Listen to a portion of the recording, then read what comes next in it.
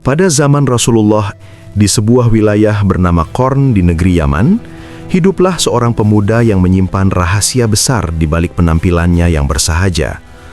Pemuda ini memiliki ciri fisik yang sangat spesifik. Matanya berwarna biru jernih, rambutnya kemerahan, dan meskipun ia memiliki paras yang cukup tampan, tak ada satupun penduduk bumi yang tertarik padanya. Wajahnya selalu tertunduk khusyuk menatap tempat sujud, seolah ia sedang berdialog dengan sesuatu yang tak terlihat oleh mata biasa. Tangan kanannya senantiasa menumpang pada tangan kirinya dalam sikap tawadu yang abadi. Ia adalah sosok yang tak pernah lalai dari melantunkan ayat-ayat Al-Quran, dan di sela-sela bacaannya, air matanya seringkali tumpah membasahi pakaiannya yang hanya berjumlah 2 helai. Pakaian itu sudah sangat lusuh, penuh tambalan, bahkan terlihat lucu dan tak layak pakai bagi standar manusia saat itu. Akibatnya, ia sering diabaikan, dipandang sebelah mata, bahkan dianggap sebagai orang gila. Namun, tahukah Anda, di balik sosok yang dianggap remeh ini, tersimpan kekuatan spiritual yang sanggup mengguncang arsy. Jika pemuda ini mengangkat tangannya dan bersumpah demi nama Allah, maka detik itu juga takdir akan tunduk pada permintaannya. Ia adalah sosok yang doa-doanya tidak memiliki penghalang menuju langit. Sayangnya penduduk bumi justru lebih suka mengejeknya, menertawakannya, bahkan tega menuduhnya sebagai pencuri. Penghinaan demi penghinaan ia terima dengan senyuman dan kesabaran yang luar biasa. Siapakah sebenarnya pemuda misterius ini, dan mengapa namanya justru sangat harum di antara para malaikat meski ia terasing di dunia? Sebelum kita menyelami lebih dalam perjalanan hidupnya yang menggetarkan jiwa, mohon tonton sampai akhir, serta jangan lupa klik tombol subscribe, like, dan jangan lupa beri komentar dari mana asal kota sahabat sekalian menyimak kisah luar biasa ini, agar kita bisa terus menyebarkan kebaikan. Pemuda ini bernama Uwais Al-Qarni. Ia adalah seorang yatim yang hidup hanya bersama ibunya yang sudah sangat tua, lumpuh, dan buta. Dalam kesehariannya, Uwais bekerja sebagai penggembala kambing dan unta milik orang lain. Upah yang diterimanya sangatlah kecil, hanya cukup untuk menyambung hidup harian bersama sang ibu. Namun, yang membuat Uwais berbeda adalah kedermawanannya yang melampaui logika. Jika ia memiliki sisa uang meski hanya 1 dirham, ia akan segera menyedekahkannya kepada tetangganya yang miskin. Ia seringkali memilih untuk menahan lapar, asalkan ibunya dan orang-orang di sekitarnya bisa makan. Di siang hari, ia berpuasa di bawah terik matahari Yaman yang membakar, dan di malam hari, saat dunia tertidur, ia bersimpuh dalam munajat yang panjang, memohon ampunan bagi umat Muhammad. Puncak dari ujian baktinya datang ketika sang ibu membisikkan sebuah keinginan yang secara manusiawi mustahil untuk dipenuhi oleh seseorang dalam kondisi ekonomi seperti Uwais. "Wahai anakku," ucap sang ibu dengan suara gemetar. Ibu merasa umur ibu tidak akan lama lagi. Sebelum ibu berpulang, ibu sangat ingin mengerjakan ibadah haji ke Baitullah. Mendengar permintaan itu, Uwais terdiam 1000 bahasa.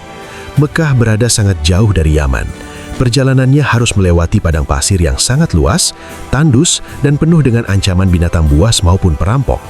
Orang-orang kaya biasanya menyewa unta dan membawa banyak perbekalan.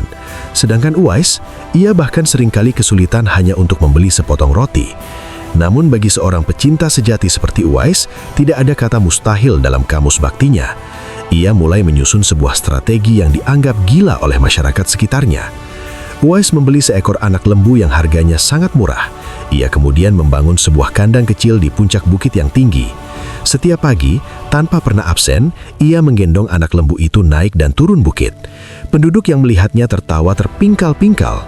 "Lihatlah Uwais si gila, dia menggendong lembu setiap hari," ejek mereka. Uwais tidak membalas, ia terus melakukannya selama 8 bulan penuh. Seiring bertumbuhnya lembu itu menjadi hewan dewasa yang beratnya mencapai ratusan kilogram, otot-otot di tubuh Uwais pun menguat secara alami. Latihan fisik yang konsisten itu ternyata adalah persiapannya untuk menjadi kendaraan bagi ibunya. Ketika musim haji tiba, rahasia di balik latihan aneh itu terungkap. Uwais tidak menjual lembunya untuk menyewa unta, melainkan ia menjadikan punggungnya sendiri sebagai tumpuan bagi ibunya. Dengan penuh kelembutan, ia menggendong ibunya di pundaknya, berjalan kaki menempuh jarak ratusan kilometer dari Yaman menuju Mekah. Bayangkan setiap langkah kaki yang menginjak pasir panas, setiap helai napas yang terengah-engah membawa beban manusia di punggungnya, namun hatinya tetap dipenuhi dengan zikir. Ia tidak mengeluh sedikit pun. Baginya rasa lelah itu adalah mahar yang ia bayar untuk membeli ridho ibunya. Di setiap perhentian, ia menyuapi ibunya, membersihkan debu di kaki ibunya, dan memastikan sang ibu merasa nyaman di atas gendongannya. Pengabdian ini adalah salah satu bentuk birrul walidain atau bakti pada orang tua yang paling tinggi dalam sejarah Islam, yang bahkan membuat Allah Subhanahu wa Ta'ala tersenyum kepada hambanya yang satu ini. Perjalanan panjang dari Yaman ke Mekah itu akhirnya membuahkan hasil yang sangat mengharukan. Ketika kaki Uwais yang pecah-pecah dan berdarah karena berjalan di atas batu tajam serta pasir panas sampai di depan Ka'bah, sang ibu menangis terseduh-seduh. Ia tak menyangka anak miskinnya benar-benar sanggup membawanya melihat Baitullah. Di hadapan bangunan suci tersebut, Uwais berdoa dengan doa yang mengguncang langit. Ia tidak meminta kekayaan, ia tidak meminta kesembuhan total atas penyakit kulit yang dideritanya. Ia hanya meminta satu hal, "Ya Allah, ampuni semua dosa ibuku." Sang ibu terkejut dan bertanya, "Wahai anakku, bagaimana dengan dosamu sendiri? Mengapa kau tak minta ampunan untuk dirimu?" Uwais menjawab dengan penuh cinta, "Cukuplah ridho dari ibu yang akan membawaku ke surga. Jika Allah mengampuni ibu, maka ibu akan masuk surga, dan ridho ibu itulah yang menjadi tiketku untuk ikut bersamamu." Ketulusan yang tiada banding ini membuat Allah SWT memberikan karunia seketika. Penyakit sopak atau penyakit kulit putih yang selama ini membuat tubuh Uwais tampak tidak sedap dipandang, tiba-tiba hilang tanpa bekas. Kulitnya menjadi bersih dan sehat kembali. Namun, Allah menyisakan satu tanda bulat putih sebesar kepingan dirham di telapak tangan kanan dan tengkuknya. Tanda ini bukanlah sisa penyakit, melainkan sebuah stempel khusus agar di kemudian hari, para sahabat Nabi bisa mengenalinya sesuai dengan petunjuk Rasulullah. Namun, ada satu kerinduan yang masih mengganjal di hati Uwais. Kerinduan untuk bertemu secara fisik dengan Nabi Muhammad SAW. Uwais adalah seorang pemuda yang memeluk Islam tanpa pernah melihat wajah pembawa risalahnya. Ia mencintai Nabi melebihi cintanya pada dirinya sendiri. Kisah yang paling masyhur menceritakan betapa ketika Uwais mendengar kabar bahwa dalam perang Uhud, gigi Rasulullah patah akibat serangan musuh. Uwais merasa sangat sedih. Ia merasa tidak layak memiliki gigi yang utuh, sementara kekasih Allah terluka. Maka ia mengambil batu dan memukul giginya sendiri hingga patah. Ia ingin merasakan rasa sakit yang sama dengan sang Nabi. Inilah bukti cinta mahabbah yang sangat dalam, yang melampaui logika manusia biasa. Setelah melalui pertimbangan yang panjang dan mendapatkan izin dari ibunya yang sudah tua, Uwais akhirnya berangkat ke Madinah. Perjalanan sejauh 400 km ia tempuh dengan satu tujuan, menatap wajah Rasulullah. Sesampainya di depan rumah Nabi, Uwais mengetuk pintu dengan hati yang berdebar. Namun, takdir berkata lain. Keluarlah Sayyidatina Aisyah RA yang mengabarkan bahwa Rasulullah sedang berada di medan perang dan tidak berada di rumah. Kecewa? Tentu saja. Namun Uwais teringat pesan ibunya agar ia tidak lama-lama di Madinah dan segera pulang setelah urusannya selesai karena tidak ada yang merawat ibunya. Disinilah letak kemuliaan Uwais. Ia lebih memilih menaati pesan ibunya daripada menunggu kepulangan Nabi. Ia menitipkan salamnya kepada Aisyah dan langsung berbalik pulang menuju Yaman. Ia mengorbankan keinginan terbesarnya demi satu janji kepada sang ibu. Sekembalinya Nabi dari perang, beliau langsung bertanya kepada Aisyah, "Siapakah orang yang mencari aku tadi? Aku merasakan ada cahaya penghuni langit di sekitar sini." Aisyah kemudian menceritakan tentang kedatangan pemuda lusuh dari Yaman yang segera pulang karena ibunya. Rasulullah kemudian bersabda kepada Umar bin Khattab dan Ali bin Abi Thalib, "Nanti, di zaman kalian, akan datang seorang pemuda dari Yaman bernama Uwais Al-Qarni. Dia memiliki tanda putih di telapak tangannya. Jika kalian bertemu dengannya, mintalah doa dan istighfarnya, karena dia adalah orang yang sangat dicintai oleh Allah." Umar dan Ali tergegun. Bagaimana mungkin mereka yang sudah dijamin surga diperintahkan meminta doa kepada seorang pemuda biasa?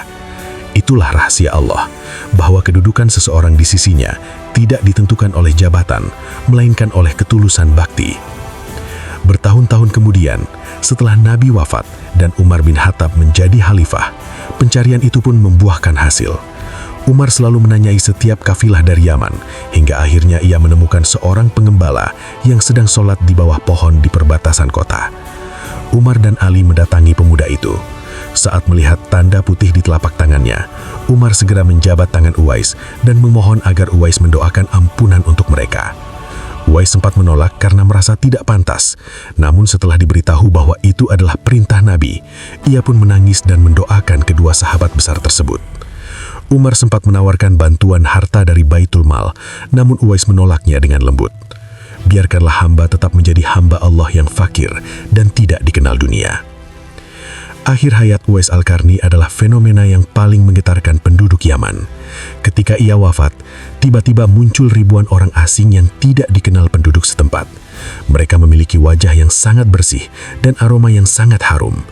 Orang-orang asing ini yang diyakini sebagai para malaikat yang turun ke bumi berebutan memandikan jenazah Uwais, mengkafaninya dengan kain yang sangat indah, menyolatkan dalam barisan yang sangat panjang, hingga menggali kuburnya dengan sangat rapi.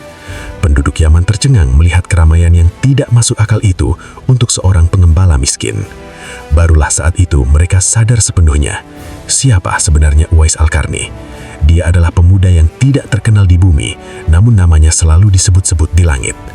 Dia adalah bukti nyata bahwa berbakti kepada orang tua adalah jalan tol menuju cinta Tuhan.